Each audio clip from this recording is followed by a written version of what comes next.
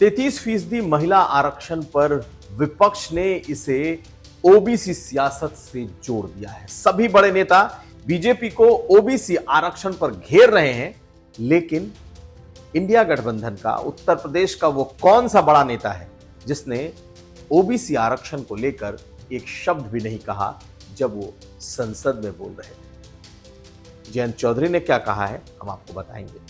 ये भी जानिए कि कैसे डिंपल यादव एक तेज तर्रार महिला नेता के तौर पर संसद में दिखाई दे रही हैं, कैसे वो लगातार तीखे सवाल पूछ रही हैं और महिला चेहरे के तौर पर समाजवादी पार्टी को कैसे वो लीड कर रही हैं, हम ये भी समझेंगे। और ये भी देखिए कि प्रधानमंत्री के सपनों का वो कौन सा स्टेडियम है जो पूर्वांचल में बनने जा रहा है और कैसी होगी उसकी तस्वीर।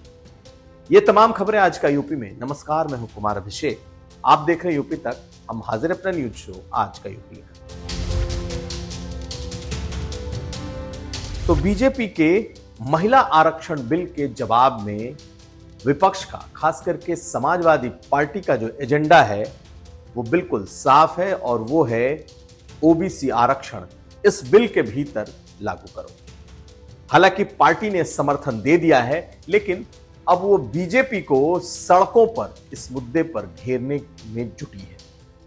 संसद के भीतर जिस तरीके से लगातार समाजवादी पार्टी के नेता इस महिला आरक्षण बिल के भीतर ओबीसी आरक्षण और साथ साथ अल्पसंख्यकों के आरक्षण की मांग कर रहे हैं, उससे यह दिखता है कि ये बीजेपी के खिलाफ उत्तर प्रदेश के सभी विपक्षी नेताओं का एक रैलिंग पॉइंट है।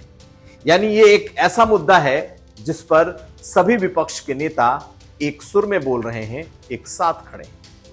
लेकिन आज एक ऐसी स्थिति आई जब उत्तर प्रदेश में जो पीडीए जिसे कह सकते हैं या फिर अखिलेश यादव का जो गठबंधन है, उसके दूसरे सबसे बड़े नेता यानी कि जयंत चौधरी ने राज्यसभा में जब महिला आरक्षण बिल पर बोलना शुरू किया तो उनके पूरे भाषण में एक बार भी ओबीसी आरक्षण का जिक्र नहीं आया, ना ही अल्पसंख्यक आरक्षण का कोई जिक्र आया। लगातार जयंत चौधरी बोलते रहे, महिलाओं की दुर्दशा पर उन्होंने बोला, महिलाओं के लिए किए गए कार्यों पर उन्होंने बोला, कैसे चौधरी चरण सिंह ने महिलाओं का मुद्दा उठाया था ये बोला। ये भी कहा और घेरा सरकार को कि 2034 तक इसकी कोई सूरत नहीं दिखाई दे रही कि ये महिला आरक्षण का बिल लागू हो जाए।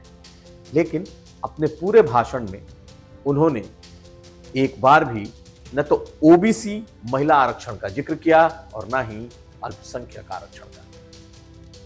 स्पीच 6 मिनट के आसपास की है, हम आपको उसके कुछ अंश सुना देते हैं। लेकिन इस पूरी स्पीच में ओबीसी आरक्षण का जिक्र नहीं मिला और ये हैरत अंगेज है, क्योंकि इस मुद्दे पर जब पूरा विपक्ष और खासकर उत्तर प्रदेश के सभी नेता एक हैं, तो आखिर जयंत चौधरी के भाषण में क्यों नहीं दिखा। सुनिए जयंत चौधरी। आपने धूम पिक्चर देखी, उसके बाद धूम 2 आई, मुन्ना भाई आई, फिर आई लगे रहो मुन्ना भाई। कई बार होता है ना पार्ट 1 पार्ट 2, उसी तरह से अच्छे दिन आई, अच्छे दिन आएंगे। लोग समझ गए अच्छे दिन आएंगे, पार्ट 2 है और कुछ है नहीं। फिर कहा चिंता मत करो, अमृतकाल है, रुक जाओ। आज कल और परसों का हिसाब दीजिए, काल करे सो आज कर और आज करे सो अब। पल में प्रलय होगी, बहुरे करेगा कब। उसके लिए ये जल्दबाजी क्यों? स्पेशल सेशन होगा, पहले बताया नहीं जाएगा क्या बिल है, उसके बाद जल्दबाजी में ये लो बिल और पास करो। पीछे जो प्रस्ताव थे उन्हें भूल जाइए। डिंपल यादव और इन दिनों बेहद ही मुखर है, चाहे वो संसद के भीतर हो या संसद के बाहर, उनकी मुखरता निखरती जा रही है। संसद के भीतर भी जब उन्होंने महिला आरक्षण बिल पर अपनी बात रखी तो उनके तेवर सख्त थे और लगातार सरकार को घेर रही थी। हमने आपको डिंपल यादव का वो बयान दिखाया था, लेकिन आज सदन के बाहर डिंपल यादव ने कहा कि बीजेपी ने जिस ओबीसी के दम पर 10 सालों तक राज किया है, आखिर वो ओबीसी कहां चला गया जब इस महिला आरक्षण का बिल आया। बीजेपी को इसका जवाब देना होगा। पहले आप डिंपल यादव के इस बयान को सुन लीजिए, फिर हम बताएंगे कि आखिर कैसे बदल रहे हैं डिंपल यादव के सियासी तेवर। मांग ही कर रहे थे, लेकिन आप रिजर्वेशन लेकर आए हैं, और जब आप ये रिजर्वेशन लेकर आए हैं, जब आपका अस्तित्व और वर्चस्व ओबीसी वोटर के बेस पे है और आप 10 साल सरकार में ओबीसी वोटर्स के बेसिस पे ही हैं, तो आप ओबीसी महिलाओं को क्यों नहीं उनका राजनीतिक अधिकार देना चाहते हैं? डिंपल यादव को दरअसल माना यह जा रहा था, कहा यह जाता है कि वो चूंकि यादव परिवार की बहू हैं, अखिलेश यादव की पत्नी हैं, इसलिए डिंपल यादव सदन में हैं, सियासत में हैं, लेकिन उनके जो सियासी तेवर हैं इन दिनों उन्हें थोड़े अलग बना रहे हैं। संसद के भीतर उन्होंने अपनी पार्टी का जो पक्ष रखा है बाकी तमाम नेताओं से अलग तरीके से रखा है और बहुत ही तीखे तेवर में रखा है। उन्होंने मुद्दे उठाए हैं और ये वो मुद्दे हैं जिस पर समाजवादी पार्टी का जो स्टैंड है उसे बहुत ही साफ तरीके से क्लैरिटी के साथ रखा है। यानी कि संसद के भीतर वो समाजवादी पार्टी का वो चेहरा बन रही हैं जिसकी समाजवादी पार्टी को लंबे समय से दरकार थी। यह अलग बात है कि वो अखिलेश यादव की पत्नी भी हैं और यादव परिवार की बहू भी, लेकिन एक सांसद के तौर पर उन्होंने इस महिला आरक्षण बिल के डिबेट में अपनी एक अलग पहचान बनाई है। अब अगली खबर। वाराणसी में काशी कॉरिडोर बनने के बाद अब वाराणसी को अंतर्राष्ट्रीय क्रिकेट का एक अत्याधुनिक स्टेडियम मिलने जा रहा है। प्रधानमंत्री मोदी 23 सितंबर को वाराणसी में एक अत्याधुनिक क्रिकेट स्टेडियम की आधारशिला रखने जा रहे हैं। क्रिकेट के कई बड़े नामी गिरामी चेहरे भी इसमें शामिल होंगे, ऐसा कहा जा रहा है।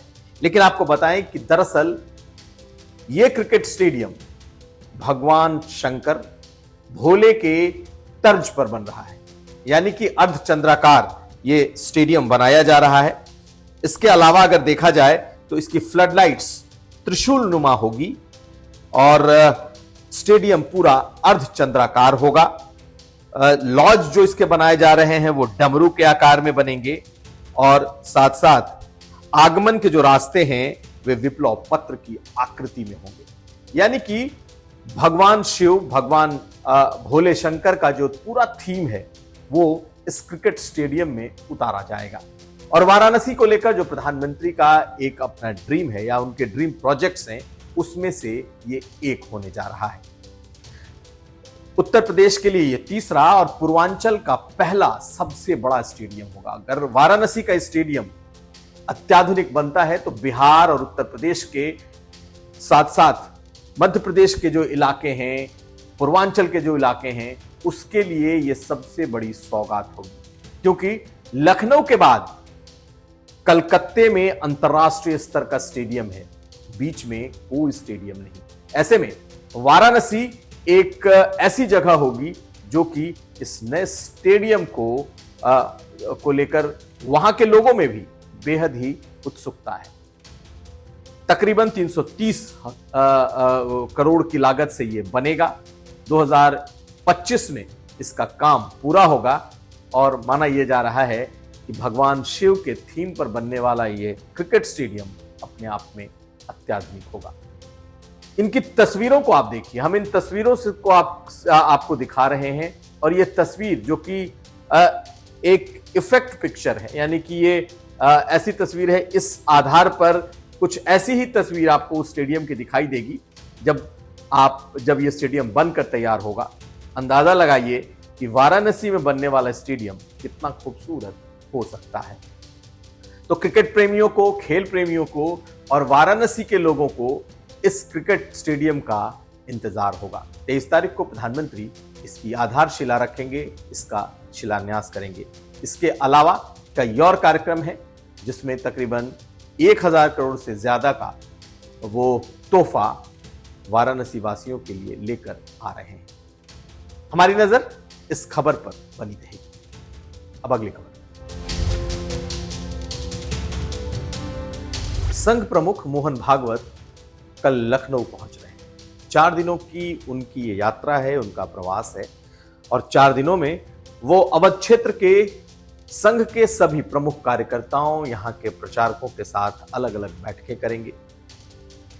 मोहन भागवत को इस बात की भी जानकारी दी जाएगी कि 2 दिन पहले जो बीजेपी, आरएसएस और बीजेपी और आरएसएस के जो अलग अलग संगठन हैं, आनुषांगिक संगठन हैं, उनके साथ जो कोऑर्डिनेशन कमेटी की जो मीटिंग हुई, उनकी जो समन्वय बैठक हुई, उससे क्या निकला। वैसे आपको बताएं कि मोहन भागवत का पूरा कार्यक्रम दलितों पर फोकस है, आदिवासियों पर फोकस है कि कैसे उत्तर प्रदेश में दलित आदिवासियों के बीच संघ के कार्यकर्ता जाएं और उनके बीच अपना प्रभाव, अपनी पकड़, अपनी पहुंच बनाएं। संघ का ये दलितों के साथ दलित आउटरीच का ये कार्यक्रम है और माना जा रहा है कि संघ प्रमुख इसे इस अवध क्षेत्र में, लखनऊ में एक दिशा देंगे, एक धार देंगे और जिसके जरिए 2024 के चुनाव पर भी नजर होगी। लेकिन संघ का ये कार्यक्रम शुद्ध रूप से फिलहाल ये माना जा रहा है कि ये उनके कार्यकर्ताओं के लिए। कई बड़े नेताओं से उनकी मुलाकात होगी और मुख्यमंत्री योगी आदित्यनाथ भी संघ प्रमुख से मिलेंगे। 4 दिनों के उनके प्रवास में और क्या क्या संघ के पिटारे में है, हम इसे आने वाले दिनों में डिकोड करते रहेंगे। तो ये था आज का यूपी। हम कल फिर हाजिर होंगे, तब तक आप देखते रहिए यूपी।